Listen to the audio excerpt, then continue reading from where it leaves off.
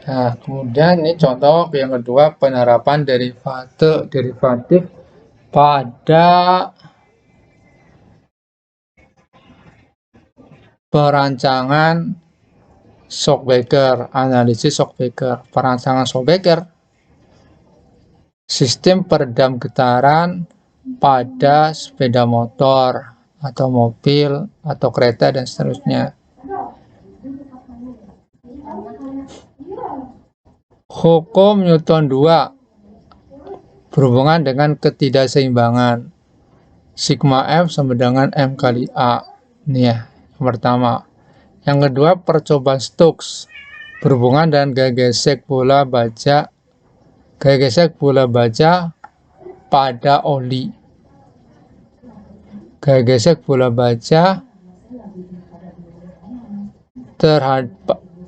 pada oli.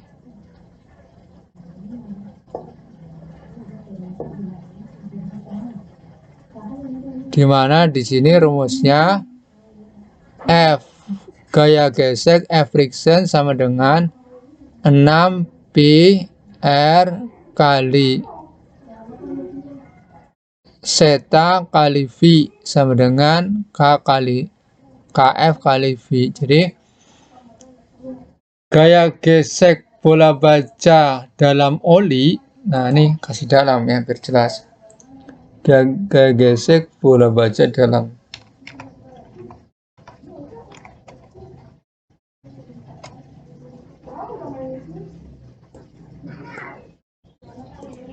gaya gesek bola baja dalam oli 6 kali Pi kali R kali zeta kali V.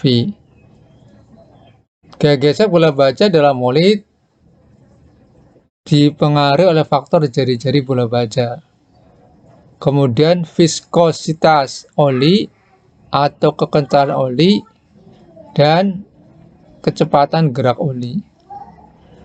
Jadi kalau semakin kental olinya, misalkan olinya semakin kental, maka gaya geseknya semakin kental.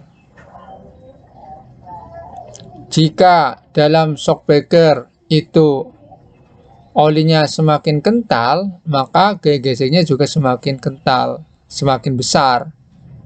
Nah, sehingga mampu meredam gaya kejut dalam ukuran yang besar, dalam jumlah yang besar. Kemudian juga tergantung kecepatannya.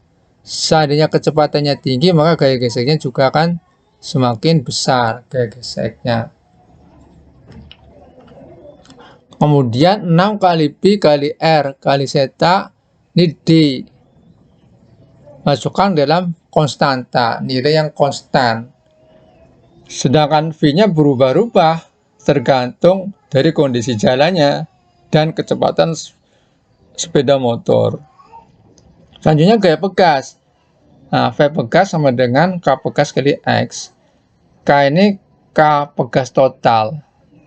Nah, kemudian kalau bisa seri, bisa paralel. Ini kalau rangkaian seri. Kalau pada sepeda motor adalah rangkaiannya seri. Nah, selanjutnya analisis gayanya adalah seperti ini. Jumlah gaya sama dengan M kali A, rumus ini. Hukum Newton 2. Kemudian ini kita ambil positif, maka ini positif, ini negatif. Nah, positif, pegas, berlawanan, negatif, kemudian oli. Nah, ketika gaya sudah dihilangkan, maka pegas narik ke atas dan oli akan menahannya ke arah bawah. Selanjutnya FO disingkat FO diambil F pegas ini ya dari sini ditambah oli F oli ini sama dengan M kali A. Kemudian FO ya dipindahkan ke ini dipindahkan ke dari ini dipindahkan ke ruas kanan jadi negatif. Ini dipindahkan ke ruas kanan. Yang tadinya negatif jadi positif, yang tadinya positif jadi negatif. Nah, ini tetap. Ya, F0 sama dengan Ft. Jadi gayanya fungsi daripada waktu. Gayanya berubah-ubah terus tergantung kondisi jalan dan tergantung kecepatannya juga. Maka merupakan fungsi waktu, berubah-ubah menurut waktu. Nah, selanjutnya A ini adalah turunan kedua terhadap jarak. Kecepatan adalah turunan pertama. Ini adalah jarak. Nah, data ini fungsi ini akan bisa dipakai kalau ada datanya di sini. Ada sebuah data, nanti ketemu percepatannya berapa, kecepatannya berapa, X-nya berapa. Sehingga nanti gayanya terhadap T-nya akan ketemu rumusnya. Ya. Rumusnya akan ketemu. Ini ada rumus dasar. Penerapan tapi by rumus dasar.